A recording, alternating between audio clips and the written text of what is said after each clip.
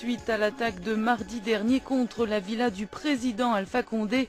La campagne d'arrestation se poursuit au sein des milieux civils et militaires. Rappelons que parmi les militaires arrêtés, qui sont principalement des proches de l'ex-dirigeant du régime de transition, le général Sekouba Konaté, figure le général Nou Thiam, ancien chef d'état-major, le colonel Sidiki Camara et le commandant instructeur Alpha Oumar Diallo. Mais la vague d'interpellations s'élargit au cercle de l'opposition. Bahouri, le vice-président de l'Union des forces démocratiques de Guinée, parti du candidat malheureux à la dernière présidentielle, Cellou Dalein Diallo, est toujours porté disparu. Par ailleurs, le beau-fils de M. Diallo a été interpellé ce matin ainsi que plusieurs de ses proches et relâché après interrogatoire. Nicolas Pinault a joint le deuxième vice-président de l'UFDG, le docteur Fodé Oussou Fofana, très inquiet d'avoir affaire à une chasse aux sorcières. Ce matin, nous avons été surpris de l'arrivée des militaires au domicile du beau-fils du président Cellou. Il paraîtrait qu'il a été brutalisé. Ils ont insulté sa belle-mère, Mohamed Diallo, le petit qui a 14 ans, voilà, c'est le dernier fils. Ils ont lancé des injures ethniques. Ils étaient 10 personnes, ils se sont retrouvés donc à la gendarmerie mobile numéro 2 de Amdalaï. Il paraîtrait qu'ils étaient en train de chercher des militaires qui devaient être cachés au domicile du beau-fils de Ela Cellou. Mais au moment où je vous parle, ils sont libérés, ils sont à la maison. Et puis tout va bien. Ça nous a surpris, voilà. Parce que le beau-fils de Cellou Dalein n'est même pas membre du parti. Il est très jeune. Quelle est la situation de Bahouri, qui est également vice-président de l'UFDG? Nous venons de M. Bahouri. J'avoue que nous sommes très inquiets en ce qui le concerne. Parce que depuis 48 heures, nous n'avons aucune nouvelle de M. Bahouri. En tant que parti, nous avons envoyé un huissier pour aller faire le constat des lieux. Et ce matin, le conseil politique s'est déplacé pour aller voir du visu ce qui s'est passé chez Bahouri. Mais nous avons malheureusement constaté que sa maison a été fouillée entièrement. Il paraîtrait qu'on a envoyé des ordinateurs, des bijoux de valeur. Et cette attitude, nous l'avons condamnée. Nous avons condamné cette attitude, mais ce qui est encore plus grave, c'est qu'au jour d'aujourd'hui, nous n'avons aucune nouvelle de Bahouri. Nous ne pouvons pas rentrer en communication avec lui. Nous ne savons pas là où il est. Nous sommes très inquiets. Comment analysez-vous les événements des dernières 48 heures suite à l'attaque de la résidence du président Condé? Nous avons condamné avec la plus grande fermeté l'attaque dont a été l'objet le domicile du président de la République, le président Alpha Condé. Nous disons que cet acte scrupuleux d'un autre âge ne doit pas exister. Et nous l'avons condamné parce que le président de la République, c'est quand même la première institution de notre pays. Et l'ensemble des Guinéens se sont battus pour que ce pays-là soit un pays véritablement démocratique. Donc, nous ne pouvons pas accepter qu'on remette en cause les institutions du pays. Nous avons été vraiment très rassurés tout au début, parce que le discours du président était un discours rassurant. Quand il a dit de laisser complètement la justice et la police faire le travail, mais qu'on vienne sur quelqu'un qui n'est pas là, qu'on ouvre sa maison, qu'on saccage la maison, mais ça nous effraie en tant que politiciens. Dans un état normal, quand on veut interpeller les gens, ce n'est pas à 3 heures du matin, ce n'est pas à 4 heures du matin. Il faut profiter de cette affaire pour faire des règlements de compte. Je pense que ce n'est pas le vœu du président de la République, ce n'est pas son souhait. Je pense qu'on ne fasse pas la chasse aux sorcières. Il faut donc que la police et la gendarmerie restent derrière ces institutions du président de la République. C'est ce que nous souhaitons pour que dans la plus grande sérénité, qu'on puisse savoir réellement ce qui s'est passé. C'était le docteur Fodé Oussou Fofana, vice-président de l'Union des forces démocratiques de Guinée. Des hommes armés ont effectué une descente dans l'une des résidences de l'opposant Cellou Dalein Diallo. Une dizaine de personnes, dont son fils, ont été arrêtées puis relâchées. Cellou Dalein Diallo, qui est actuellement à Dakar, se dit inquiet de la tournure actuelle des événements.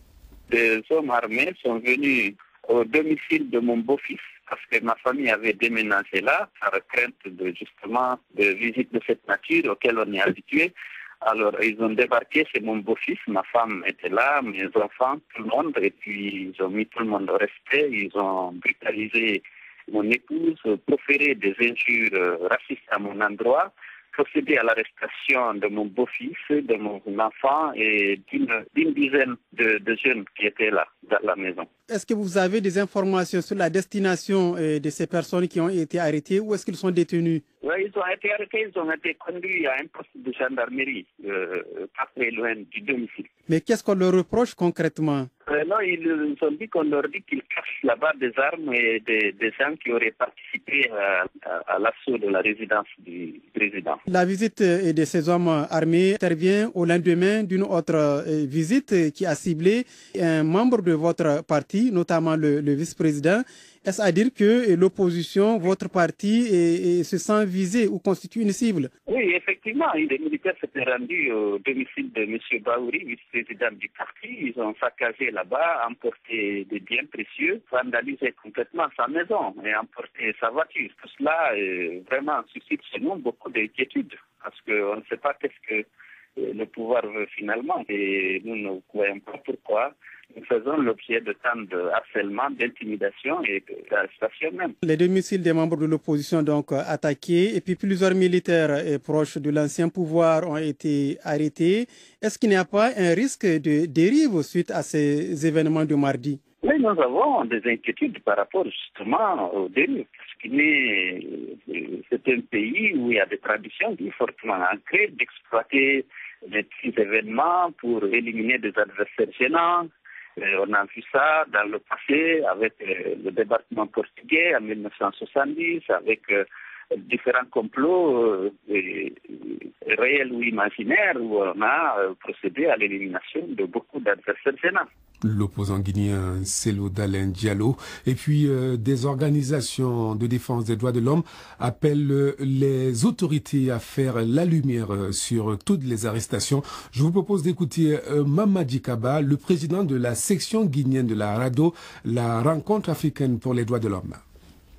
On n'a pas beaucoup d'informations. Les quelques informations font état de 37 personnes arrêtées, mais je crois savoir que les arrestations sont en train de se poursuivre.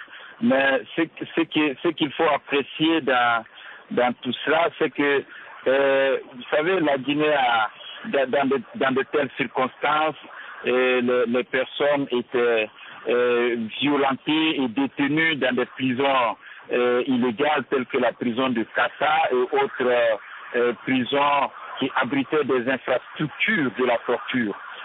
Aujourd'hui, nous ne sommes pas dans cette situation. Ces prisons ont été fermées et les personnes sont détenues dans les camps de gendarmerie où il n'y a pas d'infrastructure de la torture, ce qui nous fait penser que les personnes arrêtées ne seront pas soumises à la torture. Et aussi, le président, il a dit qu'il était lui-même opposé à la peine de mort. Est-ce que vous avez rencontré les personnes qui ont été arrêtées? Pour le moment, non. Mais nous sommes à pied d'œuvre. C'est certain que dans les heures ou les jours qui arrivent, même si on n'arrive pas à les rencontrer tous, nous pourrons en rencontrer très certainement. Nous pourrons en rencontrer. Et je crois que cette phase est encore très difficile. Il y a encore la tension, la peur et la méfiance, ce qui fait qu'il est un peu difficile actuellement de pouvoir rencontrer qui que ce soit.